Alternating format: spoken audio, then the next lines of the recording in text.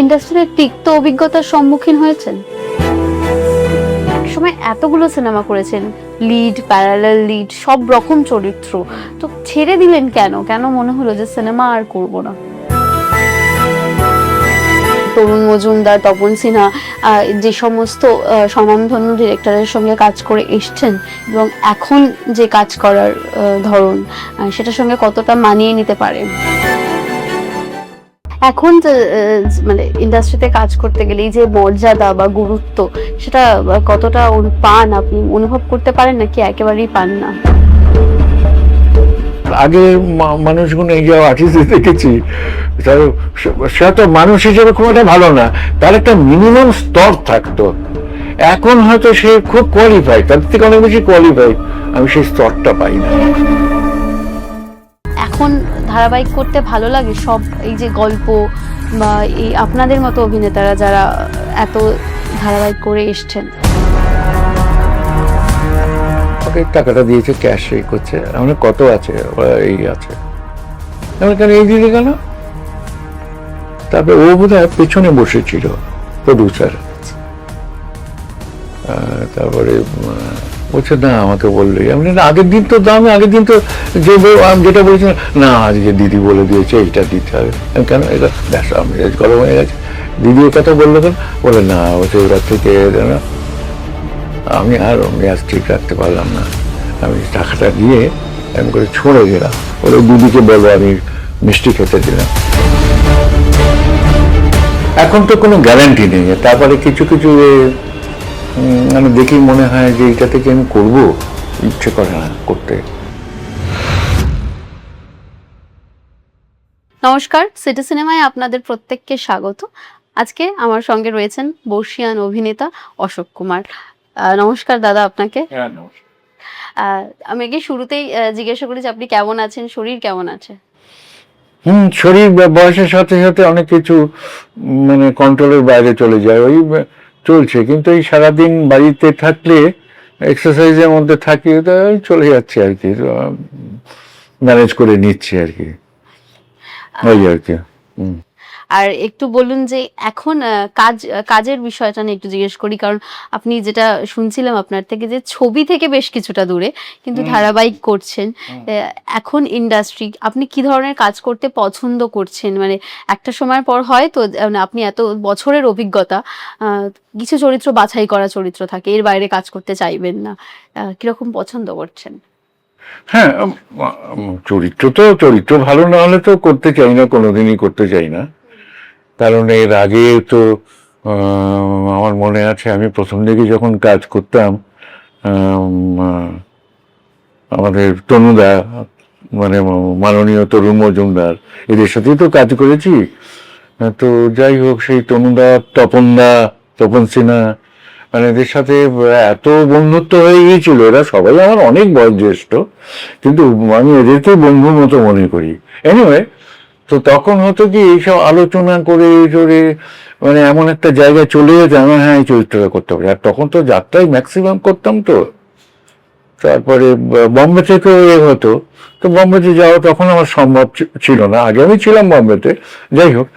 তারপরে কাজ করে করে এমন হয়ে গেছে, আমি তনুদার প্রথম যে ছবিটা, সেটা আমি হিরো নই, কিন্তু ওইরকমই তো আমি, সৌমিত্র দা, প্যারালাল রোল, কিছু কিছু ক্ষেত্রে আমার এটা অনেক বেশি।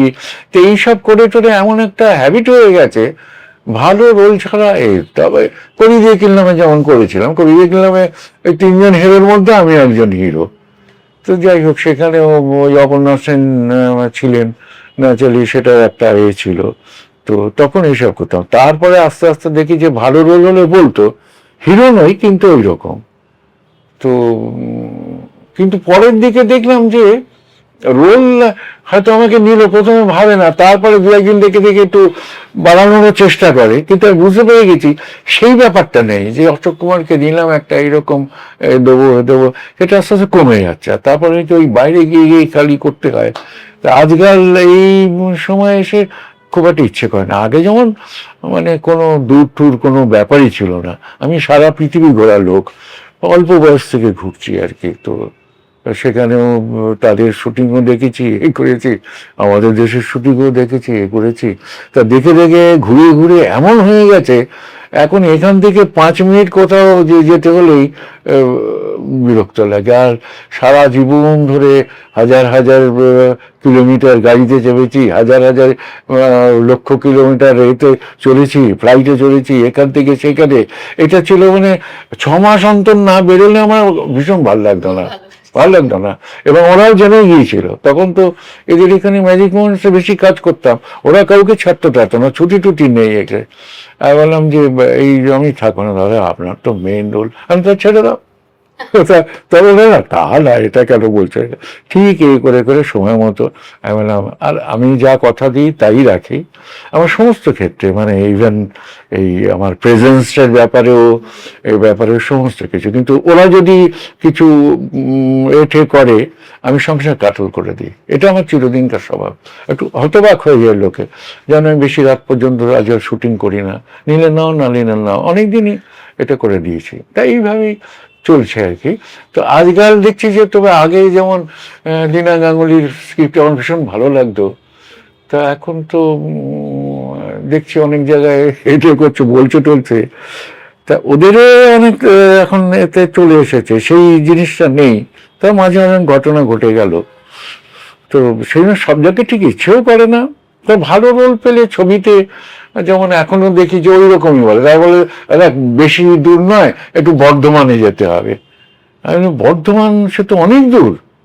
তো আমাকে আবার বোঝায় যে বর্ধমানটা কত দূর, বলে না না না আপনি বুঝতে পারছেন, এই তো এখান থেকে গিয়ে আর সারা পশ্চিমবঙ্গ ঘুরে ঘুরে গ্রাম মুখস্থ হয়ে গিয়েছিল। তো যাই হোক, তাহলে ও তাই নাকি বর্ধমান, আচ্ছা আমি ভেবে দেখি, এইসব হয় আর কি, মজার ব্যাপার, করা হয় না, এইসব চলছে। আচ্ছা, এই যে দীর্ঘদিনের কেরিয়ার, দীর্ঘদিনের অভিনয় জীবন এবং থিয়েটার, যাত্রা, সিনেমা, সিরিয়াল সবকটা মাধ্যমেই আপনি উপভোগ করেছেন, আপনার প্রতিভা আমরা দেখেছি। এই যে অশোক কুমার হয়ে ওঠার জার্নিটা, আপনি যেটা বললেন যে ছোট বয়স থেকেই শুরু হয়েছে, সেই গল্পটা একটু শুনি যে কখন মনে হলো অভিনয়, এই ঢুকে পড়াটা অভিনয়ের? না, সেটা আমার খুব আর্লিয়েস্ট থেকে আমি অভিনয় করতাম, পাড়ায় যেমন অভিনয় করা বলে করে। তারপর তখন লেখারও ঝোঁক ছিল, তারপরে আগে তো লিখতামও। তো আমি যেমন তো লিখেছি, যাত্রাতেও লিখেছি, সেসব অনেক কাহিনী আছে। সেটা জ্যোতি বসুই আবার, যেমন নেতাজি ইন্দোরে কোনোদিন যাত্রা হয়নি, তো ভাবতেও পারেনি। তারপরে আর তখন আমি ঠিক বুঝলাম না যে লোকে বলে আমি নাকি ভালো অভিনয় করি, ব্যাস ওই নিয়ে আর বেশি মাথা ব্যথা ছিল না, আমার কাজগুলো আমি করে যেতাম। আর অদ্ভুত অদ্ভুত ব্যাপার দেখতাম, যেমন সব মন্ত্রীদের সাথে দেখা করার জন্য সব মানে কিরকম সে মরে যায়, এবং তো আমি হয়তো অদ্ভুত অদ্ভুত কাহিনী, সে গ্রামে তো বলছি, গ্রামে তো একটা অজ পাড়াগা, আর ওই গ্রাম দেখতে আমার ভীষণ ভালো লাগতো। তো সেই দেখেই আমার জীবন কেটে গেছে অনেক কিছু। যাই হোক, তো দেখি যে ওই এর বাইরে মানে হয়তো একটা 20-25 মিনিট গ্যাপ আছে আমার, আর আমি নিজে ডিরেকশন দিতাম, তো এরকম করে করে করতাম আর কি যাত্রাতে আর কি। তখন তো লিখতামও, হয়তো বাইরে এসে দাঁড়িয়ে শুধু ওই যে বাইরে কিছু কিছু জায়গায় দেখতাম কি জঙ্গলে ভর্তি আর কোনো আলো নেই, ও দৃশ্য আমি কোনোদিন ভুলতে পারবো না, ওই দেখে আমার প্রাণ ভরে যেত। যাই হোক, ওই রকম সব অদ্ভুত অদ্ভুত জায়গা থেকে সব এসে বলে একজন না আপনার সাথে দেখা করবে, আমি দেখা করবে, ঠিক আছে নিয়ে এসো। বলে না ওসব পুলিশ টুলিশ রয়েছে, পুলিশ তাহলে দেখা টাকা করবো না, যাও। শেষে বলো না, বলছে উনি মন্ত্রী। বলি কি নাম, নাম টাম বলছে না। তারপরে সবাইকে চিনতাম না, আমার খুব একটা মানে অনেক মুখ্যমন্ত্রীর সাথে আমার গল্প হয়েছে, অনেক কাহিনী, সেগুলো হয়ে গেছে। কোনো দিন আমার কোনো ইন্টারভিউ মুখ্যমন্ত্রী বলে ওর কাছে ছুটে যাবে, তারা আমার কাছে, এইসব অনেক কাহিনী আছে। যাই হোক, তারপরে এসে বলে নমস্কার, আমি আমার নাম আমি চিনি না, সেটা বলতে তো খারাপ লাগে, ও আচ্ছা আচ্ছা এইসব করে টোটে এ করে। না না, সেটা জ্যোতি বসু না, না জ্যোতি বসু কোনোদিন আসেনি, এটা অন্য মন্ত্রী আর কি, ও জ্যোতি বসু টাইমেরই এক মন্ত্রী। তার আসলে গ্রামেতে হচ্ছে অরিজিনাল বাড়ি, সেখানে আপনার সন্দেহ? এই শুনে তো দর্শক কুমার আসবে বলে আমি গ্রামে তো আসা ছেড়েই দিয়েছি, এখানে ও থাকে এ থাকে, যেই শুনেছি আমি এসেছি। আমরা আগেও দেখেছি আপনার যেরকম ও তখন নাম বলছে ও আপনি। তারপরে একজন পরবর্তীকালে আমার সাথে অভিনয় করলেন, তিনি ছিলেন, অভিনয় করেছে সে, ও নামটা ভুলে যাচ্ছি, দমকল মন্ত্রী ছিল বোধ হয় সিপিএম এর সময়, খুব একটু রাইসি লোক, সে পকেটে রিভলভার টিভলভার দিয়ে ঘুরতেন আর কি, মানে লাইসেন্স উইথ লাইসেন্স, ওই ক্লাসের লোক তো, আমি খুব শিক্ষিত লোক, নামটা ভুলে যাচ্ছি। তারপরে সে কিরকম মানে অন্য জায়গা থেকে এসে আমার সাথে বসে নানানটা খুব গল্প করতেন। তো এইরকম সব মেলামেশা ছিল তখন। তো এখনো লাস্টের আমি এই যেটা জ্যোতিবাবুর কথা বলছিলাম, সে তখন আমি সে বছর আমি প্রথম নাটক লিখি সুখের পৃথিবী বলে। তারপরে আমি দেখলাম যে যাত্রাতে তো একটা সবকিছু একটা আলাদা আলাদা ধারা আছে। তো যাত্রাতে কিছু কিছু জিনিস আমার পছন্দ হতো, কিছু কিছু জিনিস আমার অপছন্দ হতো, তো সেগুলো আমি কখনো বলতাম না। যার জন্যে যারা জানে আর কি, তারা দেখেছে যে আমাকে অন্য চোখেই দেখতো আর কি, সেই টিপিক্যাল ট্র্যাডিশনাল যাত্রা আর্টিস্ট হিসেবে দেখেনি আমায় কোনোদিন। তা কাগজে টাগজেও সেই রকমই লিখতে, তার পিছনে কারণ আছে। কিন্তু আমি এটাও ঠিক, যেমন একটা সময় হতো কি, আমার মনে আছে, মানে শহরের লোকেরা, বিশেষ করে কলকাতার লোকেরা যাত্রাকে খুব নিচু চোখে দেখতো, একটা ঘটনা। সেটা কিন্তু আমাদের মধ্যেও ছিল, কারণ আমি একটা এমন ওয়ার্ল্ড থেকে, আমার নিজের ব্যবসা থেকেও most sophisticated business advertising agency আমার ছিল, সেই বিজনেস। এনিওয়ে সেখানকার সেই সার্কেলটা তো অন্য। তো যাই হোক, এই করতে করতে গেছি, কেমন ছিল। তারপরে যে কোনো কারণে হোক, আমি যখন যাত্রাটা ঢুকে গেলাম, আমি একটা জিনিস আবিষ্কার করলাম যে ওইভাবে ভাবার কোনো প্রয়োজন নেই। তার কারণ হচ্ছে এটা তো আমাদের পরবর্তীকালে আরো পড়াশুনো করে এই করে জানলাম, এই যাত্রাই একমাত্র আমাদের মাধ্যম যেটা আমাদের নিজস্ব, আর কিচ্ছু নয়। থিয়েটার, সিনেমা কিচ্ছু নয়, সব ধার করা, এইটা আমাদের নিজস্ব।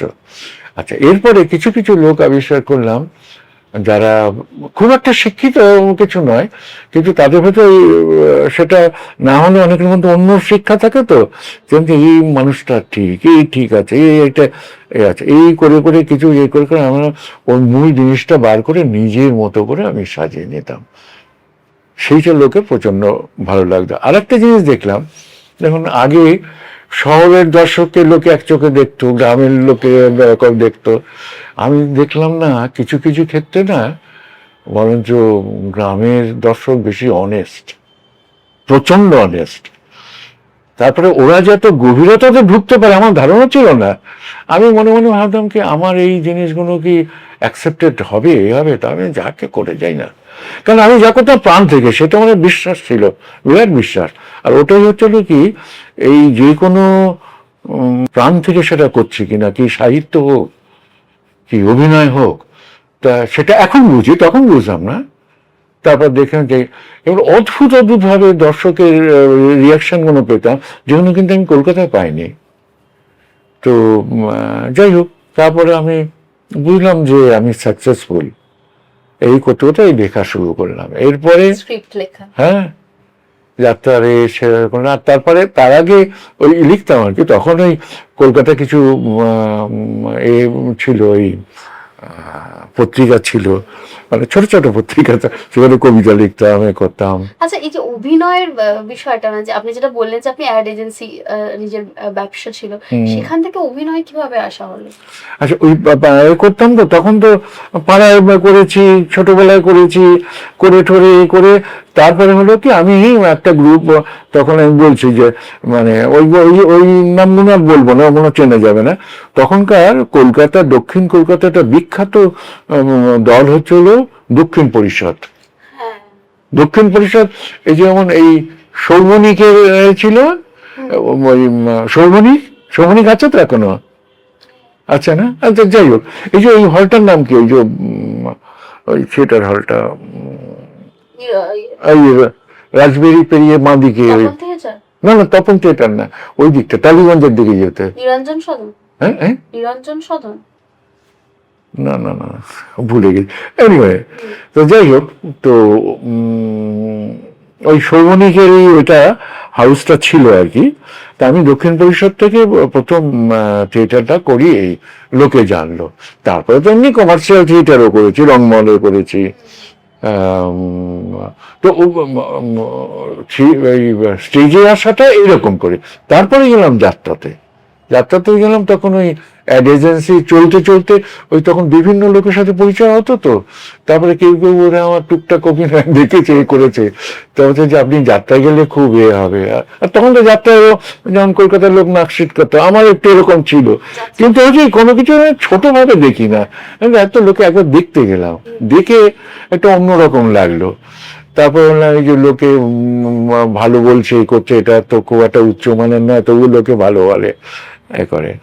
আবার নিজে যখন গেলাম তখন দেখলাম যে না, যাত্রার দর্শকটা মানে এমন এমন, সে বলতে গেলে অনেক কথা বলতে হবে, সেই সমস্ত রিয়েকশন নিয়ে হতবাক হয়ে গেছি। যে গ্রামের লোকেও এত, কই শহরের লোকেরা, মানে কলকাতার লোকেরা তো এইভাবে বলে। কেউ কেউ বলে যারা বুদ্ধিজীবী যান তারা ডিটেলে সব এগুলো ব্যাখ্যা করেন, সেটা ছেড়ে দিচ্ছি। কিন্তু সাধারণ লোক, শিক্ষিত লোক, মানে ওখানকার শিক্ষিত লোকগুলো একটু অন্য ধাঁচের। এবং ওখান থেকে চেয়েছে, আমার একটা জিনিস মনে আছে, সেটা আমার স্ক্রিপ্ট নয়, তুই একটা লিখেছিল একটা শাল নিয়ে, হিস্টোরিক্যাল বেসেই অন্যরকম গল্পটা। তবে এত সালে তো আমি ওইখান থেকে বলে দিল ভদ্রলোক, ওটা অত সাল নয়, অত সাল। আমি হতবাক ওই জিনিস শুনে। তারপরে আমি থামিয়ে দিলাম কথাটা। আমি বললাম কথাটা কে বললেন? ও ভাবলো আমি রেগে ঠেগে গেছি কোথায়। তারপর প্রচারকে বলে, এই বলো বলো না, তুমি তো বললে, তুমি তো বললে। আমি আপনি বললেন, আপনাকে অনেক ধন্যবাদ। হতবাক হয়ে গেছে। আর যাত্রাতে সব হয় না, এত লোক বিরক্ত বোধ করে, আরে ডায়লগ বলুন, ডায়লগ বলুন। আমি দেখলাম এই যে কথাগুলো বলছে কিন্তু এনজয় করছে। মানে যাত্রার লোকও কতটা, মানে যাত্রার দর্শকরা এই কথা কিন্তু শুনছে। তো আমি এই যে এই করছি, অন্য এই করে, গানের ক্ষেত্রেও হয় এইসব। আমি এইসব দেখে দেখি না অবাক হয়ে গেছে। এনিওয়ে, তা যাই হোক, ওই তো ছোটবেলা থেকে এই করে করে বিভিন্ন গ্রুপে করে করে তারপরে এলাম থিয়েটারে, সিনেমা, সব এইভাবেই সূত্রপাত আর কি। আচ্ছা, তখন আপনার ব্যবসা, যখন আপনি না, যখন আবার যাত্রাটা খুব হয়ে গেল তখন না, আমি আর ফিরিনি, ব্যবসা করলেনই না আর না, একদম ছেড়ে দিলাম। এবং তখন আমি একটা জিনিস করলাম যে ওইভাবে হয় না, এক একটা মানুষ এক একটা ফিলোসফিক্যাল আসে, তো সেগুলো ডেভেলপ করে আস্তে আস্তে। তারপর আমি বুঝে নিলাম যে না, আমি অভিনয়টাকে খুব ভালোবাসি, তো আমি লেখাটাও খুব ভালোবাসি। লেখক হিসেবে আমি নাম করতে পারিনি, কিন্তু আমার মনে হয় সব ব্যাপারগুলোই না এক, এই লেখা, গান, তারপরে অভিনয়, এই যে মানে ভেতরে ঢুকে গেলে একটা মারাত্মক জিনিস। তো সেটা তখন আমার এসে গেছে আর কি। তার মানে যে না, ওটা। আর তখন হয় কি, ওখানেও রোজগারটা ভালো হতো, তো ওই ব্যবসা থেকে যা রোজগার হতো তার থেকে অনেক বেশি হয়েছে। তারপরে এখানে সেখানে ডাকাডাকি, ফিল্ম করতাম। তো সত্যি কথা বলতে কি, আমার ফিল্ম করলে ক্ষতি হতো, পয়সা না। আর এখানে তো প্রচুর তখন, যাই হোক। কিন্তু এইসব লোকগুলো আলাপ করে এত ভালো লাগতো, করতো, মানে যেগুলো সেটা আবার যাত্রাতে পেতাম না, ওরকম গল্প করার মানুষ পেতাম না। হয়তো কেউ একটা ওগুলো দেখি একটু খারাপ অভিনয় করে। এখন সবকিছু আমার পছন্দ মতো কিনা সেটা অন্য ব্যাপার, কিন্তু কিনা খুব খেটে অভিনয় করে। তারপরে যাই হোক, আলোচনার ক্ষেত্রে অন্যরকম, যার জন্য আমি ফিল্ম থেকে অনেক ডিরেক্ট এই মিউজিক ডিরেক্টর নিয়ে গেছি। আলাপ হলে বলে আপনার এতে করবো, এ করবো। যেমন প্রবীণ মজুমদার একজন বড় মিউজিক ডিরেক্টর, উনি তো তখন উত্তম কুমারের ওই ছবি করতেন, খোকাদা, বিভূতিলা, ওরা তো সব শুট টুট দিতেন। আমার সাথে আলাপ হওয়ার পরে সেই খালি বাড়িতে আসতেন। তখন এই বাড়িতে থাকতাম না, আমার আর একটা বাড়ি ছিল, ওইখানে বেশি আসতেন আর কি। তো তাদেরকে দিয়ে সুর করানো, করানো। তারপর হয়তো ওরা সব গুণী মানুষ করে সুর ঠিক আছে, এখন সেটা ম্যাচিংয়ের একটা ব্যাপার থাকে, অনেকগুলো ব্যাপার থাকে, আর যেটা করছে না। আর তারপরে ওরা গুণী মানুষ, আমি আর মিউজিক কতটা বুঝি, অভিনয় তবু একটা দুটো কথা বলতে পারবো, এ করে। আপনি এটা একটু এরকম করা যায় না, বলে কিরকম আপনি বলুন তো। আমি কিছু মনে করবেন না তো, কারণ আপনারা যথেষ্ট নাম করে বলে না আপনার সামনে বসে আছে বলে আমি তখন সুর, কিন্তু আমি কিন্তু সুরকার ঠিক নই, আমি যে খুব একটা সঙ্গীতে তাও নই, কিন্তু এইগুলো দেখি এসে গেছে, তাই না, যে এইটাকে এই লাইনে এই দিয়ে এই কটগুলো লাগিয়ে দেখুন তো কি হয়। তাহলে বাবা এই কি করে বললেন, যে সব অদ্ভুত ব্যাপার সব ঘটতো। আচ্ছা, কোন মানে ছবিতে প্রথম কোন সুযোগটা আসে ছবির জগতে? ছবির সেটা একটা অদ্ভুত ব্যাপার, সেটা হচ্ছে সুখেন দাসের ছবি, সেটা প্রায় জোর করেই করানো। আর সে রোলটা শুনলেও অবাক হয়ে যাবেন। সুখেন দাসের দাদা ছিল অজয় দাস, জানেন অজয় দাস খুব ভালো সুরকার ছিল, মানে কিশোর কুমারের ম্যাক্সিমাম হিট অজয় দাসের করা। আচ্ছা, অজয় দাস সাথে আমার খুব ছিল, তা সে খালি বলতো আপনি যে কেন যে ছবি করেন না, কেন ছবি করেন না করে, তারপরে শেষে তোমার একটা ছবি আপনার করতেই হবে জোর করে, বলে ভাই করছে তা করছে, ভাইকে যেই বলেছি ও তো খুব তবে রোলটা না ঠিক আপনার পছন্দ হবে কিনা জানি না। আমি বললাম আপনি যখন বলছেন আমি আমরা করি, বলে তাহলে তো আপনার করাও হচ্ছে না, হচ্ছে না, এই করে সেটা অদ্ভুত রোল, এই প্রথম ছবি, ওই নামটা কি ভুলে গেছি, এনিওয়ে সেটা হচ্ছে কি প্রদীপ কুমার ওদের দাদা হচ্ছি আমি, ভাবা যায়। তখন আমার হার্ডলি বয়স বোধ হয় 27-28 বছর বয়স হবে। কিন্তু পরে ওরা যেটা হচ্ছে আমি জানি না এই অ্যাপ্রিসিয়েশন পাবো বলে, কিন্তু ওই বয়সে ওই রোল করে বেরিয়ে যাওয়া, তা ওরা হতবাক হয়ে গেছে। আর তখন তো আমার ফিল্ম করিনি, আর ফিল্মটা তো বুঝতামও না, প্রথম ছবি। তারপর সে নানান রকম বড় বড় আর্টিস্টদের সাথে তুলনা করছে আমি চুপচাপ শুনছি।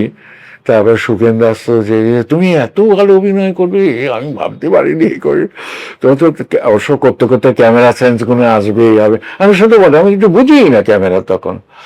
এই আমার প্রথম ছবি। তারপরে হলো কি ওই প্রথম ছবিটাই ছিল অভিনয়টা একটু ছোট রোল, বড় রোল নয়, কিন্তু এই করেছিলাম, ওদেরকে অ্যালাউ করেছিলাম। পরের দিক থেকে আর ওইসব নিয়ে আর ফিল্ম করছি, তো ফিল্মের লোকের মতো করা নিয়ে চেষ্টা করেছি আর কি। পরের ছবি যেমন এদের খুব পছন্দ হয়েছিল ওই তরুণ মজুমদারের, তো উনি বলে যে আপনার ওইটা দেখেছি আর আমি না বুঝলাম না ওটাতে আমি প্রথম ছবি করেছি কতটা ভালো কতটা খারাপ কোনো ধারণা ছিল না, বলতেন বলেই ওইখান থেকে ভালো হলো। তারপর তো কবি রেখে সেখানে হিরো, সেখানে তো ওই সার্কেল, তাপস ছিল তখন, অর্জুন প্রথম এলো, তো অর্জুন শুনেছে যে আমার খুব নাম এতে যাত্রাতে, ও বিশ্বাস করতো না মানে কি অর্জুন তো বাইরে থেকে এসেছে, তারপরে যখন গল্প টল্প করতো তারপর একদিনকে আমায় বললো যে আচ্ছা ওই যে যাত্রাতে খুব নাম দেখি, পোস্টার টোস্টার দেখি, আমি গিয়েছিলাম শুটিং করতে, সে তো অশোক কুমারী, আমি তাতে তোমার অসুবিধা কি? বলছে না মানে ঠিক বুঝতে পারে আপনি কি সেই অশোক কুমার? তাহলে ও যেটা বললো বলে আপনার কথাবার্তাতে কোনো রকম নেই, আপনি যে ওরকম বা আমরা মনে হয় অন্য কোনো মানুষের সাথে কথা বলছি, একটা টিপিক্যাল অভিনেতার সাথে কথা বলছি সেটাও মনে হয় না, সেটাও বললো। এরকম দুজন বলেছিলেন, যাই হোক অর্জুনের কথাটা এখন মনে হলো, ও ওই ছবিতে কাজ করতো বলে। আচ্ছা, এই যে ব্যবসা ছেড়ে একের পর এক ছবি করছেন, যাত্রা তো চলছিলই, সেক্ষেত্রে আপনার পরিবার কতটা সম্মতি দিয়েছিল? না আমার তো খুব করতো, এবং আমি মাঝে মাঝে যাত্রাতে যখন যেতাম তখন আমি নিয়ে যেতে হয় কি হয়তো 3-4 দিন হোটেলে থাকবো, তখন আমি নিয়ে যেতাম। তো তারপরে কোনো এতে হয়তো হোটেলে রেখে আমি শো করে আবার ফিরে এলাম, ও তখন ওইটাই হ্যাঁ ওটা ওর এনজয়মেন্ট। আর মাঝে মাঝে তো শো করতে হয়তো বাড়িতে চলে আসবো শীতের মধ্যে, ভালো লাগতো আর কি। ওই গাড়ির ভেতরে গাড়ি ছিল আমার, মানে আমি সবাই হয়তো গাড়ি করেই যেতেন, কিন্তু গাড়ি প্রথম কিন্তু যাত্রাতে আমি নিয়ে চলাফেরা করে, আগে কেউ নিজে কেনেনি, তারপরে অনেকে কিনেছে। ওই আমার গাড়ি তখন কিনে ও বসে থাকতো, ওই গাড়িতে বসে থাকতো, হলে প্রথমে একসঙ্গে যেতাম টেতাম। ও মানে she was very much enjoying this. তো এইভাবে চলেছে আর কি। মানে আপনি বাড়িতে যখন এলে যাত্রার প্রফেশনে আসছেন তখন অলরেডি আপনি বিবাহিত? হ্যাঁ হ্যাঁ বিবাহিত, হ্যাঁ। তার আগে তো ব্যবসা করতাম, তখন বিয়ে হয়েছে, তারপরে যাত্রাতে এসেছি। কলকাতাতেই কি বড় হওয়া? কলকাতায় বড় হওয়া, হ্যাঁ। হ্যাঁ। তারপর ব্যবসা এবং ব্যবসা এই যে ব্যবসা, আচ্ছা, এই হ্যাঁ। যে একটার পর একটা মাধ্যমে কাজ করছে, এখন যাত্রা প্রায় মানে অনেকটাই বন্ধ হয়ে গেছে, মানে খুব কম সংখ্যায় যাত্রার শো হুম, দেখা যায়। হুম, এবং হুম। আপনি সিনেমা প্রায় আপনি যেটা বললেন যে 7-8 বছরের ওপর হয়ে গেছে সিনেমা ছেড়ে দিয়েছেন। একসময় এতগুলো সিনেমা করেছেন, লিড, প্যারালাল লিড, সব রকম চরিত্র। হুম। তো ছেড়ে দিলেন কেন? কেন মনে হলো যে সিনেমা আর করবো না? না, সেটা এখন মনে হচ্ছে, আগে মনে হতো না। হ্যাঁ, এখন কেন? হ্যাঁ, এখন মনে হচ্ছে ওই যে সিনেমা করতে হবে, এখানে ওখানে যেতে হবে, কারণ এখন আগে তো সিনেমা মানেই, এখন যেমন ওই সিরিয়াল করতে রাজি হই টালিগঞ্জ হবে বলে। আচ্ছা। আগে হতো কি, টালিগঞ্জের উপরে আমার একটা অন্যরকম হয়ে গিয়েছিল। টালিগঞ্জে মানে সিনেমার শুটিং তো বড় বড়, ওইখানে হয়তো 2-3 দিন একটু আউটডোর গেল এরকম। এখন ম্যাক্সিমাম সব আউটডোর। স্টুডিও তো একটাও ফাঁকা নেই, সব সিরিয়াল হচ্ছে স্টুডিওগুলোতে। তো এটা একটা প্রধান কারণ। কিন্তু আমাকে যদি কেউ বলে, যেমন বম্বে, ওরা বম্বে থেকে তো প্রায় বলে, আগে বলতো, ইদানিং আর বলে না, ওরা কি করে এত জানে টানে যাই না। আমি বললাম না, আমি করবো না। তো আমি যে এখানে যদি করে আমি করতে পারি, যে এবং আমি আমার সিস্টেমে চলি, সেই সিস্টেমে আমাকে ছাড়তে হবে, করতে হবে। যেমন আমি কোনোদিন শুটিংয়ে 1 মিনিট দেরি করে যাই না, কিন্তু ছাড়ার যে সময় থাকবে সেখানেও যদি দেরি হয়ে যায় আমি কিন্তু টলারেট করি না, এবং আমি বলে দিই। এগুলোর সময় কেউ কিছু মনে করে, আবার আগে যারা কাজ করেছে তাদের তো সব বলতে হয়নি, এইরকম ভাবেই কাজ করেছি। শুধু কি সময় বা আউটডোর শুটিং এর জন্য সিনেমা করলেন না, নাকি আরো না না কারণ থাকতে পারে? কারণ না না, সিনেমার আর ধরন। তো আছে আছে, মানে সেগুলো আর ডিটেলে যাচ্ছি না। আর তারপরে হচ্ছে কি, এখন অত ঘোরাঘুরি আর ভালো লাগে না, বলছি না যে এত ঘুরেছি। মানে তখন তো করলাম, চলে গেলাম বিদেশে, চলে গেলাম, বিভিন্ন জায়গায় চলে গেলাম। এইখানটা তো হয়নি, তো জাপানের ওই জায়গাটা এই করো জাপানে চলে গেলাম। তারপর যে আচ্ছা অস্ট্রেলিয়াতে গেছি, এইখানটা তো যাইনি, চলে গেলাম। তো এইটা তখন হ্যাবিট ছিল। এইভাবে ঘুরে ঘুরে আমার মনে হয় এই এনার্জিটা দিয়ে ফেলেছি, তো এখন আর কোনো কিছুতে কোনো আকৃষ্ট করে না।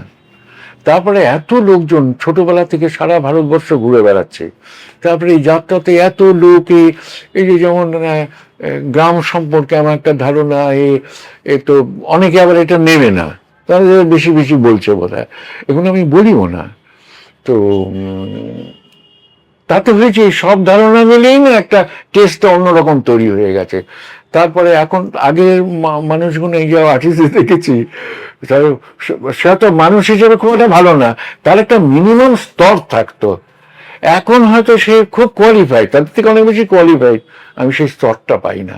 মানুষের সেই স্তরটা থেকে যেন কোথায় সরে, কেন সরেছে, কি ব্যাপার, নাকি আমারই বোঝা ভুল, আমি কম বুঝি বলে এসব খুঁজছি, করছি, এসব হয় আর কি। ওই জন্য মেলামেশাটাও বন্ধ করে দিয়েছি। আগে খুব ভালোবাসতাম, অন্যরকমে অনেকে যেমন আছে যে খুব তার লেভেলের লোক না হলে আমার কিন্তু তা নয়, আমি যাকে দেখে টেলিফোন করতে পারি, এখনো করি মাঝে মাঝে। তারপর দেখলাম না, এখন আর ও যায় না, ও যে ও ভুলে গেছে, ওকে আমি কি এটা ভুলে গেছে, ওকে টেলিফোন করি বলে ভাবে বোধ হয় অন্যরকম আর কি, সেটাও আমি জাজ করি আর কি, তারপর আর করি না। কিন্তু আমার এরকম কোনো ক্লাসিফিকেশন ছিল না, কাউকে হয়তো সে সাহায্য চেয়েছে, আমি তার সাহায্যের জন্য টাকা নিয়ে, সে টাইম নিয়ে এলো না, বলে তুমি টাইম নিলে না, তোমার টাকার দরকার, ঠিক আছে আজকে দিলাম, ভবিষ্যতে আর টাকা চাইবে না, যদি টাইম মেনটেন করতে পারো তুমি টাকা চেয়েও, ব্যাস ছুটে গেছে। এবং তবে ধরনের গুণী গুণী মানুষ আছে, সেসব আর বলছি না। তা আগে তো খুব, মানে এই ইন্ডাস্ট্রিতে খুব টাকার অভাব ছিল, তো এখন সেটা একটু কেটে গেছে, সেটা খুব ভালো হয়েছে। এই যে একটা রেগুলার সিরিয়াল চলছে, খুব ভালো ব্যাপার। আপনি সেই সময়টা কি, মানে একটু বলুন যে কিভাবে দেখেছেন যখন একটা ইন্ডাস্ট্রি, মানে আপনি যেই সময় কাজ করছেন, 80-র দশকের কথা বা 70-র দশকের কথা, সেই সময় ইন্ডাস্ট্রি আর এখন ইন্ডাস্ট্রি, এই এতগুলো বছরের অভিজ্ঞতায় কি তফাৎ কি পার্থক্য বুঝতে পারেন? পার্থক্য মানে কি, আমি যেগুলো শুনি, যেমন আগে হতো কি, মানে কিরকম একটা ইনভলভ হয়ে যেতাম। আর তারপরে ডিরেক্টররা, যেমন আর একজনের নাম বলি, অসিত সেন, যেমন কিরকম একটা অদ্ভুত ব্যাপার, আর্টিস্ট অনেকেই, আর এইরকম কিছু কিছু মানুষ একটু এক্সেপশন, একটু মেলামেশা করলে না হয়তো কাজ হয়ে যায়, বাস কাজ হয়ে গেল, আর কোনো তা না। এরা না কিরকম, এরা তো সবই আমার বয়োজ্যেষ্ঠ, মানে কিরকম যেন আকৃষ্ট হয়ে যেত। আমি এই না কেন ওই কথাটা তো বললে, বসুন না সবাই বসুন না। তারপর আর্টিস্টের কাছে যে বড় ঠিক আছে আপনি বসুন না, আমি ডেকে নেবো এখন, তো অসুবিধা একটু বসুন না। আমি তনুরাতেও দেখেছি তেরো করতে, আর গল্প টল্প করতে আর কি। আমার গল্প টল্প একটু অন্য ধরনের আর কি, সবসময় যে অভিনয় সম্বন্ধে তা না। অসিত সেন বলতেন যে অশোক এই সিনটা দেখলাম, আমরা দাদা আপনি আমায় জিজ্ঞেস করছেন এ করছেন, বলে না না না না এ করো না, ওরকম করলে কিন্তু আর আপনার সাথে গল্প করবো না, আপনি কি ভাবেন নিজেকে? আমি কোথায় ভাবি, মানে আপনার একটু জিজ্ঞেস করছি কেমন হচ্ছে টচ্ছে ঠিকঠাক, আপনি করবেন। তো এলো দিলে সেই অসীমটা জোর করে আবার বাড়িতে এলেন। তখনকার এই বড় বড় মানুষগুলো, সাহিত্যিক, অনেক গল্প আছে, তারা সব চলে আসতেন, সেখানেও অনেক করুণ কাহিনী আছে। যাই হোক, তারপরে এইসব লোকেদের সাথে গল্প করতে করতে আমরা একটা অদ্ভুত ব্যাপার লাগতো। ওই যে বললাম না, একটা কি যেন আছে লেভেল, এই মানে ইন্টারাকশনটা খুব সুন্দর হয়, এখন যেন হয় না। আমি ও তো করেছে, ও তো লিটারেচারে করেছে, তাহলে ও মা দেখে আলোচনা করে, সে আর্টিস্ট, আর দেখতে বেশি দূর যেতে পারছে না। আমার ধারণা ও অনেক বেশি আমার থেকে জানে, কিছু কিছু খুঁজি আমি জেনে নেব, কিছুই ওরা না, উল্টো সব মানে কি অশ্লীল আলোচনা শুরু হয়ে গেল তাহলে, যেগুলো মানে খুব অস্বস্তিকর। তখনই মনে দেখো, এই আগেও সব ছিল, আগের লোকের সাথে এখনকার লোকের পার্থক্য। আর ওরা না বুঝে এই মানুষটা এই, তারা না, যেমন সৌমিত্রদার কথা বলি, আমার খুব প্রিয় বন্ধু ছিলেন, প্রিয় আমার বয়স জ্যেষ্ঠ, অনেক বয়স হয়ে, যেমন বলছি তো নানা রকম বন্ধু বান্ধব হলে তো নানা রকম বিষয় কথা, অশালীন কথা কিছু চলে আসে, এসেছে আলোচনা। কিন্তু আমার শ্রদ্ধাটা এই জন্যে, যেগুলো সৌমিত্র চ্যাটার্জিকে সবাই করে না, অনেকেই করেন না গুণী মানুষেরা। তারপরে কিছুক্ষণ আমি চুপ করে রয়েছি, তারপর শেষে অশোক আর বলবো না, আমি বুঝতে পেরেছি আমার খেয়াল করা উচিত ছিল যে অশোকবাবু আমাদের সাথে বসে, সরি মানে কিছু কিছু চুপ করে আছি আর কি। তা ও তো ওইরকম একটা লেভেল, তখন আমার সাথে তো এত রেসপেক্টফুলি করার তোরা কিছু এর মর্যাদা দিত, গুরুত্ব দিত, যে পছন্দ করছে না করে। আমি তো অনেক জুনিয়র ওর থেকে। আরেকজনের কথা বলি, ওই লেভেল, মানে কি বলবো, তখনকার সবচেয়ে বড় সাহিত্যিক সমরেশ বসু। তো আমরা আগে অন্য একটা বাড়িতে বসতাম, তার নাম সেও বিখ্যাত ডিরেক্টর, সে খুব আসতো আমার কাছে, কিন্তু ছবিতে কাজ করিনি আর কি, করেছি অনেক পরে। ওই একটা আলাপ হয়ে গেল না, এরা এমন তো বেশি ডাকতো, তার আমারও কোনো, আমরা তো সময়ই পেতাম না। তো যাই হোক, সমরেশ বসু একদিন বললেন যে অশোকবাবু আমার বাড়িতে আসুন। তখন এই সমরেশদা এখানে এই যে এই গড়চা বলছি, না না না, এই যে বেগবাগান, হ্যাঁ, বেগবাগানে ওখানে ওর একটা ফ্ল্যাট ছিল, ওটা ভাড়া ছিল। তো যাই হোক, ওইখানে উনি বসে লিখতেন। তারপর আমাকে বললেন যে উনি খুব মদ্যপায়ী ছিলেন। তারপরে আমাকে বললে একদিন আসুন আমার বাড়ির ওখানে হবে, ওইখানে। আমরা হ্যাঁ গিয়ে আপনার কোথায় লেখেন টেকেন একটু দেখি। আমার তা তো হলো না, আমরা তো এক জায়গায় অফ হয়ে গেল। আসুন। তারপরে বাইরে একটুখানি ওই এক একটা মানুষ এক একটা মেন্টালিটি। তো কিছুক্ষণ বাদে বলছে যে আমি গেলাম, আরো দুজনের নাম, তারা বিখ্যাত মানুষ, আর একজন সেও সাহিত্যিক, আমি গেলে ওরা যাবে আর কি। তারপরে যাওয়ার পরে বলে কি অশোকবাবু এখানে না, আমার মনে হচ্ছে খোলা আকাশের নিচে বসে একটু মদ্যপান করতে পারলে ভালো হতো। যাই হোক, তো চলুন আমি নিয়ে যাচ্ছি। তখন তো কলকাতার বড় বড় কোন হোটেলে ওপেনে আছে সবই আমার মুখস্থ। আমি যে মদ্যপান করতে যেতাম তা নয়, চা খেতেও যেতাম মাঝে মাঝে। মিসেসকে নিয়ে চলে গেলাম, চা খেয়ে এলাম। তারপরে আমি বললাম সমাজে এখানে চলুন এ করুন, রাস্তা স্ট্রিটের একটা যাই হোক এসবে করছি। তখনও ছিল আর নামগুলো বলছি না। তারপরে তিনি সাউথ পয়েন্টের টিচার, আমাদের খুব এই আর কি অভিনেত্রী, থিয়েটারে খুব অভিনয় করতো, ফিল্মে কম করেছে। তারপর যাই হোক সমাজটা এ করে একটু দুপে খেয়েছে, বলতে খারাপ লাগছে আবার ভালোও লাগছে বলে করতে তখন যথারীতি ওই সাথে যেমন সৌমিত্র দ্বারা এ করলেন আর কি। তারপরে করতে ওইসব আলোচনা আসে, উনি একটু বেশি ভালগারিজমের মধ্যে চলে যেতে।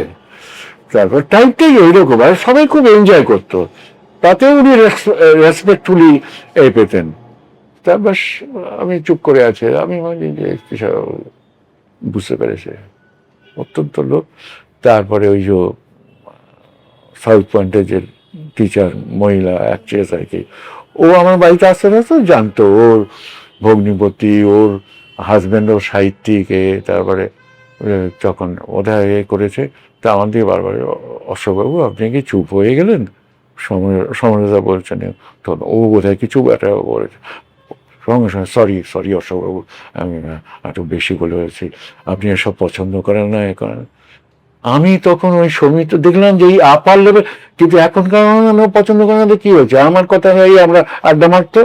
এখনকার পরিস্থিতি হচ্ছে এই, আর এই লেভেলের লোকেরা, তা এই এত পার্থক্য। এখন যে মানে ইন্ডাস্ট্রিতে কাজ করতে গেলে এই যে মর্যাদা বা গুরুত্ব, সেটা কতটা পান, আপনি অনুভব করতে পারেন নাকি একেবারেই পান না? পাই, মাঝে মাঝে যেন কিরকম একটা অস্বস্তি লাগে, সেটা আমি খুব একটা প্রকাশ করি না। ওই যে করি না যেটা জিজ্ঞেস করছিলেন, আমি এই জন্য সব ত্যাগ করেছি, এইগুলো আমার মেন কারণ। বলে আমি ওই পরিস্থিতিতে পড়বো না, আমি লোভী হব না।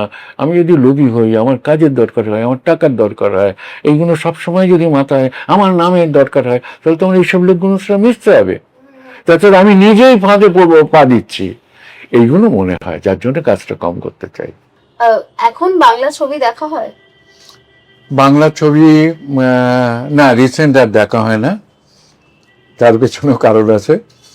এই যে আমার পাশের যে বাড়িটা, দুটো হাউস ছিল, কত ছবি আসতো, আমি ওই নিচে বলে দিতাম, আমি ওই আমার যে সিটে বসি সেটা মেখে দেবে, আমি দেখবো। ওটা বন্ধ হয়ে গেছে, আমি আর কোথাও গিয়ে দেখি না, সব কপাল।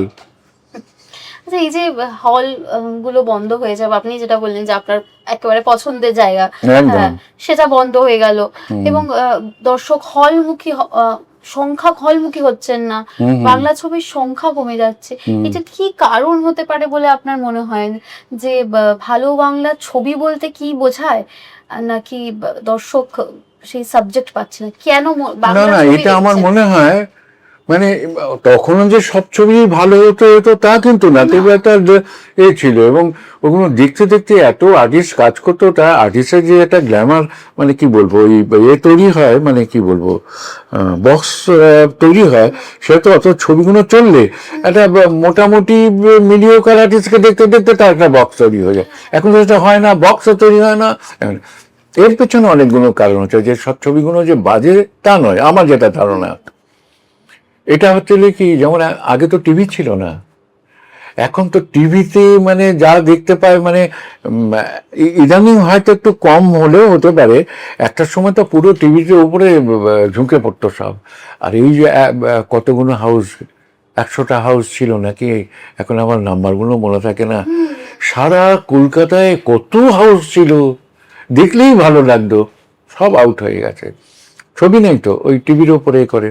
তারপর টিভিতে ছবি দেখা যেত, সিরিয়াল দেখতো, করতো, লোকের আগ্রহটাই চলে গেল। এটা আমার একটা ধারণা যে ছবি কেন দর্শক সেভাবে বাংলা সিরিয়াল বলুন, সিনেমা বলুন, সেই যে বাংলা ছবি দেখার একটা আগ্রহ, খিদে, এইটার জন্য, কারণ ওখানে একটা তো রিল্যাক্সেশন পেয়ে যাচ্ছে তো। তারপরে মাঝে হতো কি, যেমন হিন্দি, তখন বছর 15 আগে পর্যন্ত হিন্দি সিরিয়াল খুব দেখতো লোকে, আমার মনে আছে, আমরাও দেখতাম খুব। তারপরে প্রথম যে সিরিয়ালগুলো হতো, সেই সিরিয়ালগুলো কিন্তু খুব একটা টেকনিক্যালি ছিল না, ওই ক্যামেরা ধরে রাখতো, ওই যে আসছে যাচ্ছে কত, তাই দেখতেই ভালো লাগতো, ঘরে বসে বসে দেখছি তো, এটা আমার ধারণা। তা এই করতে করতে একটা মানে টিভির প্রতি একটা লোকের ভীষণ আকর্ষণ বেড়ে গেল। তাতে হলো কি, দূর আর হলে গিয়ে কি হবে, ওই তো কদিন বাদে তো টিভিতেই দেখাবে ছবি, এখানেই দেখে নাও, আমার ধারণা এইগুলো। এখনকার ছবি ভালো হচ্ছে না সেই জন্য চলছে না, আমার কিন্তু ঠিক মনে হয় না। যদিও রিসেন্ট আমি ছবি অনেকগুলো দেখিনি, তাও লাস্ট অন্তত বছর 5 আগেও তো দেখেছি। আমার খুব একটা যে বাজে কিছু হচ্ছে এরকম আমার মনে হয়নি। হ্যাঁ, ও তখন কিছু কিছু ভালো ব্যাপার ছিল, ছিল, এদের আরো বেশি ক্রস করা উচিত ছিল, হয়তো সেটা হয়নি, সেটা অন্য ব্যাপার। আপনি তো প্রচুর ধারাবাহিক করেছেন, এবং এখন ধারাবাহিক বলতে গেলে যে টিআরপি নির্ভর ধারাবাহিক হয়ে গিয়েছে, যে অনেক ধারাবাহিক ভালো নাম্বারের পাচ্ছে না বলে 3 মাসে বন্ধ হয়ে যায়। আবার দীর্ঘদিন এমন ধারাবাহিক আপনি করেছেন যেটা দীর্ঘদিন বছরের পর বছর চলেছে। এখন ধারাবাহিক করতে ভালো লাগে? সব এই যে গল্প বা এই আপনাদের মতো অভিনেতারা যারা এত ধারাবাহিক করে এসছেন। না, ভালো লাগে না তো। এবং সবচেয়ে বড় কথা, এই কথাগুলো বলতেও পারি না। যেমন একটা হয়েছে, এখন হয়েছে কি,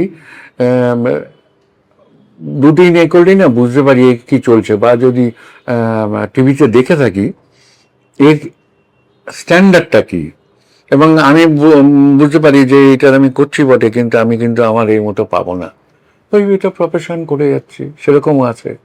আর এরকমও তো আমি এতটা এক্সপেক্ট করিনি, দেখছি যে সেই রকম স্ক্রিপ্ট আসছে, করছে, দেখে প্রাণ ভরে যাচ্ছে, যে অদ্ভুত ব্যাপার। তবে সেরকম পেয়েছি। আর এখন তো কোনো গ্যারান্টি নেই। তারপরে কিছু কিছু মানে দেখি মনে হয় যে এটা থেকে আমি করব, ইচ্ছে করে না করতে। ওই যে কী করবো, মুখ দেখাচ্ছে, আসছে যাচ্ছে, করছে, যে এটা তো নয়, একটা অ্যাক্টারের তো এটা নয়। তো পুরোনো অ্যাক্টাররা অনেকেই আছেন যারা এগুলো পছন্দ করতেন না, আবার কেউ কেউ করেছেন, কিন্তু সেই লেভেলের কেউ করেনি। তবে আমাকে একটা রোলগুলো ভালো দিত আর কি, এই জন্যই করতাম। এখনো এক্সপেক্ট করি ভালো রোলই দেবে যদি করি আর কি, এই চলছে। কিন্তু অনেক ব্যাপার আছে। যে কাজের ধরন কতটা বদলেছে? মানে আপনি যে বললেন যে তরুণ মজুমদার, তপন সিনহা, যে সমস্ত স্বনামধন্য ডিরেক্টরের সঙ্গে কাজ করে এসছেন, এবং এখন যে কাজ করার ধরন, সেটার সঙ্গে কতটা মানিয়ে নিতে পারেন? মানে ধরুন, এখন তো এরা তো সব ছবির মানুষ, তো তো সিরিয়ালে তো ঠিক নতুন জেনারেশন আর কি, আমি পাই না। তা আমি মানিয়ে নেওয়ার চেষ্টা করি আর কি, ভালো ছেলে টেলে পেলে করলে বুঝতেই পারি। দুদিন শুটিং করার পরে সে কতটা জানে হয়তো প্রকাশ করি না, সেটাও বুঝতে পারি, সে মানুষ কেমন সেটাও বুঝতে পারি, তখন আমার ইনভলভমেন্টটা বেড়ে যায়। আর না হলে কি কিছুই বুঝতে পারে না, ও যেমন আসছি যাচ্ছি, ভালো করে কথা বলছি, ওইভাবে ঠিকই আছে, কিন্তু মন থেকে ঠিক নেই। এই সব চলছে এখন। ধারাবাহিক কি এখন নায়ক নায়িকা নির্ভর হয়ে চলেছে? মানে পার্শ্ব চরিত্রের গুরুত্বটা কতটা বোঝা যায়? মানে একটা ধারাবাহিক যেটা আপনি করেছেন, নায়ক নায়িকা থাকা সত্ত্বেও আপনাকে মূল কেন্দ্র করে হয়তো গল্প এগিয়েছে, সেখানে এখন ধারাবাহিকের ধরন কতটা বদলেছে? এখন হচ্ছে কি, রিসেন্ট তো করলে বুঝতে পারবো, এইসব বেশ কিছুদিন করিনি আমি। ওই ওই অ্যাক্সিডেন্টটা হওয়ার পরে ওদের এটা ওদের গ্রুপেই বেশি করেছি, রাহুল মারা যাওয়ার পরে আর কি। তো এই এই যে রাহুলের কথা বলতে বলতে মনে হলো, আগে এমন ব্যাপার হচ্ছে কি, যেটা আমি এই ওয়ার্ল্ডে খুব একটা দেখিনি। এই দেশে মাটিতে রাহুল ছিল আমার সাথে, তারপরে এই শর্ট দিচ্ছি, এ করছি, যা করছি, আর আমার খুব বড় বড় লম্বা লম্বা ডায়লগ থাকতো আর কি। তো 1.5 পাতা ডায়লগ, বলা চারটিখানি কথা না, সেটা আবার মানুষের মন বুঝে বলা। কিন্তু মন বুঝে, শুধু মন বুঝে বললে তো হয় না, আমার ভেতরে সেই জিনিসটা না ও বোঝা যাবে না, কিছুই হবে না। সেই রাহুলকেই দেখেছি তখন, তাহলে ও খালি শুয়ে থাকতো, তারপরে এইসব বোধ কিছু একটা শুনে মাঝে মাঝে আমার ঘরে এসে, মানে বসো বসো, এখানটা বসো বসো। তারপরে না না না, আমি এখানটা বসছি। আমি তো ওখানে বসবো না কেন? না ঠিক আছে, আমি দাঁড়িয়ে আছি, এরকম। তারপরে একদিনকে বলছে যে কালকে আপনি জানেন না, আপনার ওই সিনটা দেখলাম, আমি না হতবাক হয়ে গেছি দেখতে দেখতে। আমি তোমার ভালো লেগেছে, মানে আমি আরো বেশি এগোতে দিলাম না আর কি। তা এরকমও পেয়েছি, এখনো পেয়েছি আর কি। এই যে রাহুলের কথা বলতাম, রাহুলেরও বলতো দু একজনে, কিন্তু বাকি সব দেখছে দেখছে, যেমন আমার কাউকে ভালো লাগলো, বাবা একটু দারুণ করছে, এই শুনুন তুমি এত ভালো অভিনয় করো, লোকে বলতে চায় না, কিন্তু হিংসা করে। তারপরে ভাবে যে ওর কেন এইরকম, আমার কেন, আরে সেই জায়গায় তুই পৌঁছতে পারিস নি, তোর অনেক কিছুই ছিল কিন্তু পারলি না, তার জন্য কি এইসব ব্যাপারগুলো এখন বেশি মনে হয়। ইন্ডাস্ট্রিতে তিক্ত অভিজ্ঞতার সম্মুখীন হয়েছেন দীর্ঘদিনের অভিনয় জীবনে, যেটা খারাপ অভিজ্ঞতা একেবারে, যেটা আপনার খারাপ লেগেছে? অনেকেই ছিল, এখন সব ভুলে গেছি, আর ওগুলো বেশি মনেও রাখতে চাই না। নেগেটিভ কথাগুলো না বলতে আমার ভালো লাগে না। অনেকেই আছে, অনেক সব ব্যাপার স্যাপার আছে।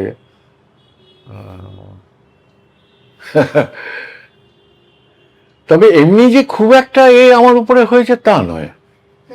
মানে ভালো খারাপ দুটো নিয়েই তো। দুটোই, হ্যাঁ, মাঝে মাঝে আমি অন্য জিনিস দেখতাম, যেমন কোন এক প্রডিউসারের কথা হচ্ছে, মহিলা প্রডিউসার, আমার উত্তম কুমারের খুব কাছের মানুষ, অনেকেই হয়তো বুঝে ফেলবেন আর কি, যাই হোক। তারপরে আগে আমি একটা পার্টিতে তার সাথে আলাপ হয়েছিল, আমার খুব ভালো লেগেছিল। তারপরে সে যে অতটা মানে কি বলবো, ডাউন, সে যে লোক এমনি খুব ভালো ঘরে বধূ, মানে খুব আপার লেভেলের।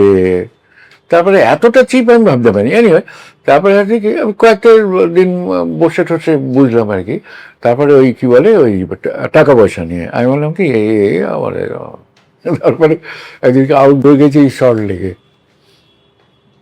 গেছে টাছে, শর্ট লেগে গিয়ে তারপরে একদিন টাকা কম দিয়েছে, তখন তো ক্যাশ দিত, তো টাকা কম দিয়েছে। আমি প্রথমটা আর কি করিনি, আমি কারোর অসুবিধা থাকে, যেমন প্রডিউসার আমার কাছে হাত পেতেছে, আমি দিয়ে দিয়েছি। সে আমি জানি এত প্রডিউসার হাত পাচ্ছে, দাদা এই কটা টাকা হবে, আমি হতবাক হয়ে গেছি, আমি দিয়ে দিয়েছি। তো আমার ঠিক দেবো, দেয়নি কোনো দিন।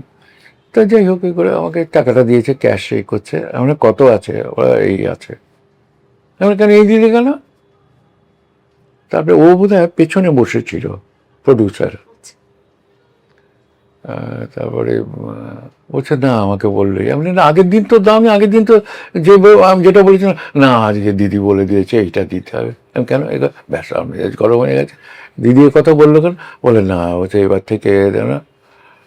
আমি আর মেজাজ ঠিক রাখতে পারলাম না, আমি টাকাটা নিয়ে এমন করে ছুঁড়ে দিলাম, বলে দিদিকে বলো আমি মিষ্টি খেতে দিলাম, আমি যাচ্ছি বাড়ি। তাই ঘটনাও হয়েছে। তোমার দিদিকে বলে দিও আমার যেন আর বিরক্ত না করে, এমন আছে। তো এইগুলো বলতে চাই না, আমার ওদের জন্য কষ্ট হয়, যারা এরকম করে খুব কষ্ট হয় আর কি ওদের জন্য, যে এরা কেন এই রকম এতে যায়। যদি তার কোনো প্রবলেম থাকে এসে কিছু বললে তো হয়, আমরা তো অনেক কনসিডার করেছি, এই করেছি। যেমন একজন খুব টপ লেভেলের একজন ডিরেক্টরের অ্যাসিস্ট্যান্ট, চিফ অ্যাসিস্ট্যান্ট, একদিকে এইটা আপনি আছেন শুনে এলাম, এই করলাম তা করলাম, কি এতটা এ করছে কেন। শুটিংয়ে তো খুব একটা কথা বলতো না, দাদা 100টা টাকা হবে। সে কিন্তু আমার দাদা বলতো না, সে আমার কাকার বয়সী। আমি বলি যে আপনার লাগবে, ঠিক আছে। আর এটা বলছি এত বছর আগের কথা, 50 বছর আগের কথা, 100 টাকার দাম অনেক। তারপরে আমি উল্টো পাল্টা কিছু খাবেন না যেন।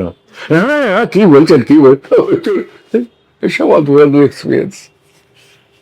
আচ্ছা, এই যে আমি আপনাকে জিজ্ঞেস করছিলাম যে কাজ অভিজ্ঞতা দীর্ঘদিন, এত বছরের জীবনে সঞ্চয়ের বা প্রাপ্তির ভান্ডার তো অনেক, অপ্রাপ্তি কিছু আছে বলে মনে হয়? অপ্রাপ্তি বলতে কি, মানে এই রিসেন্ট মনে হয় কথাগুলো বলতে চাই না, আগেও বলিনি, যার জন্য আমি বললাম না যে আমি আজকাল অ্যাকসেপ্ট করি না ইন্টারভিউ, কারণ এগুলো একটু বেরিয়ে আসে আর কি। মানে যে কোনো এই কালচারাল ওয়ার্ল্ডের মানুষেরা যদি প্রপার কালচারাল ওয়ার্ল্ডের মানুষরা, তার অন্য একটা গভীরতা থাকে, যেটা সাধারণ হাইলি কোয়ালিফাইড মানুষদের থাকে না, যেটা আমার তাদের প্রতি শ্রদ্ধা রেখেই বলছি আর কি, কারণ অনেক ঘাটাঘাটি করলাম তো। একটা জিনিস মনে হয় যে ওটা বলতে আমার খুবই লজ্জা করছে। যেটুকু আমি পারি, যা করি এ করি, আশেপাশে মেলাতে পারি না। তাতে তো যেটা বাড়িতে খুব বলে আর কি, আমি রিয়াক্ট করি না, কিন্তু কষ্টটা বুঝতে পারি। বলি এইরকম না কি করে, তো তোমাকে কেন এইভাবে, তোমার তো এই হওয়া উচিত ছিল, এগুলো বলে টলে, আমি চুপ করে থাকি। বললে একটু মনে হয় আর কি। সেই অনুযায়ী তো আমাকে কিন্তু এ করেনি যে এই রোল সেই রোল। হয়তো অনেকগুলো অফার ছিল যেগুলো অনেক বড় বড় আর্টিস্টের ভাগ্য জটিনি, সেটাও ঘটনা, আবার এটাও ঘটনা। সেই অনুযায়ী কিন্তু আমি এন্টারটেইনড নই, এটা আমার মনে হয়। জনপ্রিয়তাটা, জনপ্রিয়তা থেকে কি জনপ্রিয়তাটা, সেটা অদ্ভুত ব্যাপার আছে যে আমি নিজেকে কিছু মনেই করি না, কিন্তু গিয়ে দাঁড়ালেই দেখি অন্যরকম, সেটাও ব্যাপার আছে।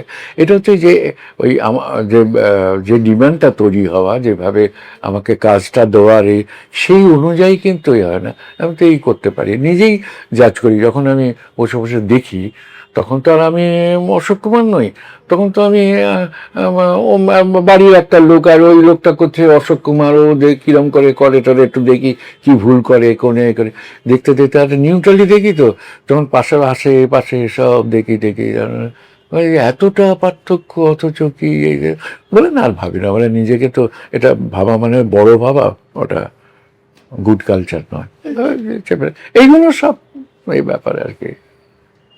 আর বাড়িতে থাকলে কি করা হয় এমনি অভিনয়ের, কি যখন আপনি করছেন না আর কি? হ্যাঁ, বাড়ি থেকে আগে তো পড়াশোনা করতাম, খুবই পড়াশোনা করতাম। আজকাল পড়াশোনা, ওটা ওর মধ্যে একটা রাগ এসে গেছে, বিরক্তি এসে গেছে, কমে গেছে পড়াশোনা করাটা। তবে লেখালেখি করতাম।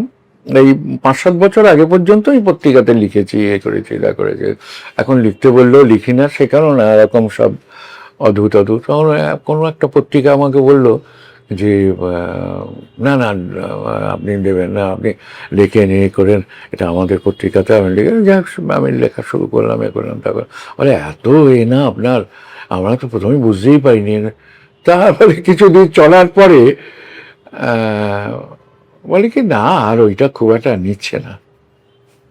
আমি কেন এরকম হলো, তার পিছনে অন্য কারণ আছে আর কি। আমি না নিলে লিখবো না। তারপরে 2 বছর কেটে গেছে, আবার না আমি লিখবো না, আমি লেখা ছেড়ে দিয়েছি। এইসব কোনো হয় আর কি।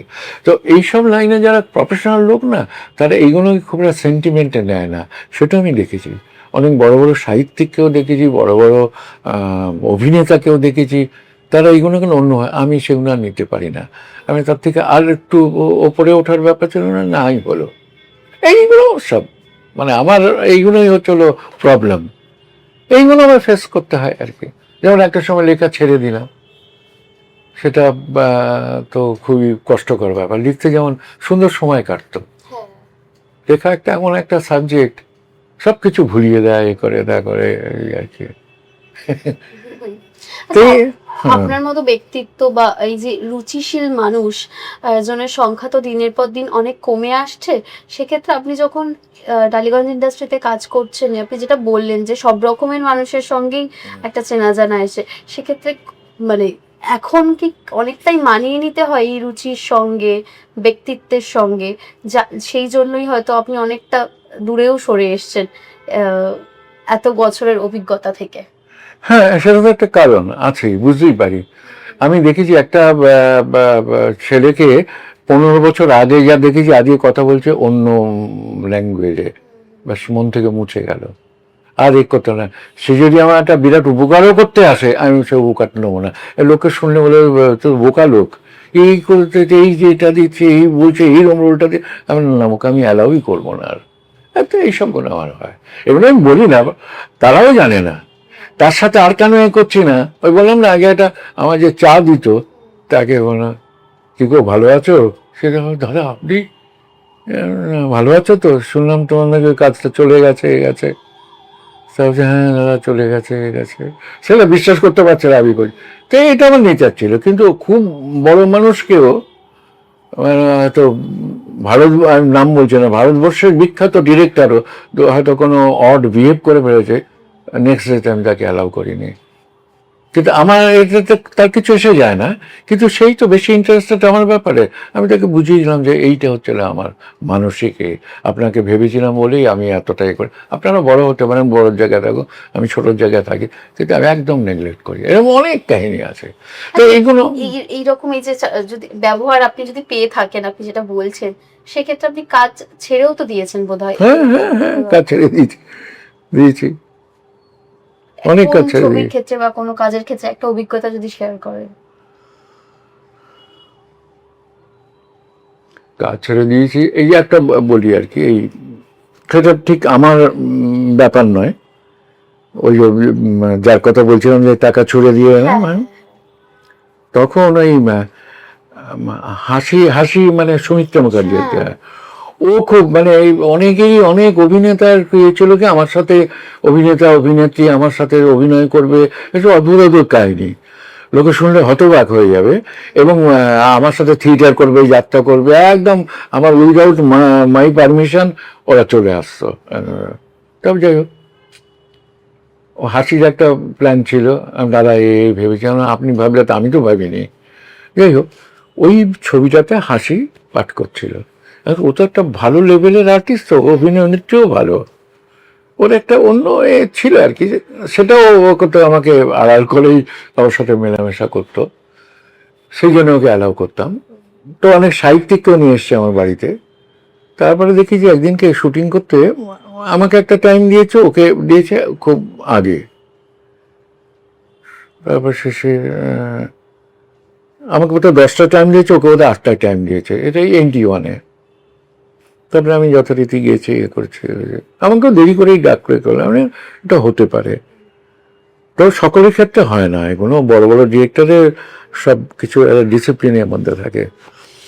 তারপরে হঠাৎ দেখি আমি করছি, তখন অনেক বেলা হয়ে গেছে, তার আগে ওটা লাঞ্চ ব্রেক শেক দেবে, তখন থেকে হাসি। তার আগে দু একবার আমার কাছে এসছে, দাদা আপনি জানি এখনো, দাদা আপনি জানি না, আমি বলি, না, মানে আপনাকে না, আমাকে তো ডাকছেই না, আপনাকে তো পরে, আমি দেখুন 8টা থেকে উঠে আছি, এখনও ডাকেনি। সব আমি গেছি টেছি, এরপরে দেখি ঠিক লাঞ্চ ব্রেকে আগে হাসি ডুবে গেছে, তার আগে হেসে হেসে গল্প করছে। আর ওরা একটু ওই স্টুডিওতে পড়ে সকলের সাথে গল্প টল্প করতে ভালোবাসে, এরকম করে এ করে। আমি আবার অতটা নয়, কিন্তু যে যতই হোকে এলোটা, যেমন সৌমিত্রদা নিজেই বলতেন, আরে অশোকবাবু এসেছে শুনলাম, অশোকবাবু আপনি কোথায়, আমি বললাম, আমার খুঁজছেন? হ্যাঁ, আর কে অশোকবাবু? ও আপনি এখানে, এরকম। আমি কোনোদিন কারোর কাছে যাইনি, এ করিনি, এরকম অনেক কাহিনী আছে। তা সে ও মাঝে মাঝে আসছে, তারপরে করতে করতে তখন দেখি লাজু রেখা হঠাৎ হাসি, তখন কিন্তু আর সেই হাসি বেয়ে নেই, তখন হঠাৎ কি বলো, কি আমাকে ডাকুনি গেল, এসব করতে থাকে, ইয়েতে পেয়েছো বলে একেবারে যাচ্ছে তাই করে, আমি বলে বাবা বউ এইসব এরকমভাবে বলতে পারে, এই করে করে। তারপরে ওরা না হাসিকে বলতে যাবে না, খবরদার আপনারা কেউ বলবেন না, ও কিচ্ছু অন্যায় বলেনি, ও সকাল থেকে এসে বসে আছে, ওকে একটা ফালতু আর্টিস্ট। তারপরে এ করে আমাকে অনেক দেরিতে ডেকেছেন, তারপরে এ করে তো ওকে এ করা উচিত ছিল করে। তারপর শেষে তখন ও খুব ইমোশনাল হয়ে গেল। যাই হোক, তো সেই রকম দেখেছি। আমি বললাম যে এরকম যদি হয় আমাকে আর কাল থেকে ডেকো না। আর উনি কী করবেন, সুমিত্রা দেবী কী করবেন তাকে জিজ্ঞেস করো, এ করো। আমি বললাম যে আপনি আপনার মতো বলুন তো, আমি আছি। এটা ওর ভালো লাগলো, এ লাগলো। তো এরকম সব অদ্ভুত সিচুয়েশন দেখেছি আর কি। অনেকটা অভিজ্ঞতা শুনলাম আপনার থেকে। তো এই যে দীর্ঘদিন কাজ করে চলেছেন, তো বাড়িতে পরিবারের কথা আমি যেটা জিজ্ঞেস করছিলাম, যে ওয়াইফ এবং আপনি রয়েছেন একসঙ্গে, তো এখন আর মানে ঘুরতে টুরতে যাওয়া বা কাজ না, ইদানিং আর ঘোরা টোরা নয়, একদম না। আমি লাস্ট ঘুরেছি বোধহয় ওই যে কোভিড হলো, ওটা কত সাল ছিল, 23-এ। ওই লাস্ট গিয়েছিলাম ভিয়েতনাম কাম্বোডিয়া, ওইটা আমার লাস্ট ভিজিট। তারপরে আর আমি করে তা এমনি সমস্ত কন্টিনেন্টসই আমার ঘোরা আর কি, তা যাইনি। তো তারপর থেকে স্টপ, বাড়িতে আছি, অতটা খারাপ লাগে না, এ হয় না। তবে আগে একটু বেশি পড়াশুনো করতাম, একটু লেখা থেকে গিয়েছিল, তাও করি না, যেমন কেটে যাচ্ছে আর কি। তো মাঝে মাঝে মনে হয় যে একটু ভালো সিরিয়ালে যদি কাজ টাজ হয়, লোকগুলো যদি একটু ভদ্রস্থ হয়, এই সবগুলো বলে এইভাবে কাটছে আর কি। ভালো থাকবেন, সুস্থ থাকবেন। Thank you. দর্শকদের আপনি কিছু বলতে? হ্যাঁ হ্যাঁ হ্যাঁ, না, দর্শকদের আমার শুধু একটা কথাই বলে, আপনারা দেখবেন, কারণ কে ভালো আর্টিস্ট কে খারাপ আর্টিস্ট সব তো আপনারাই ঠিকঠাক করে দেন। যে যতই গর্ব করুক এই করুক, দর্শক যদি না বলে তার কোনো স্থানই নেই। ডিরেক্টরকে ভালো আপনারাই ঠিক করেন, তা আপনারা দেখবেন, একটু ভালো চোখেই দেখবেন, এটাই আমার আপনাদের কাছে প্রার্থনা। Thank you.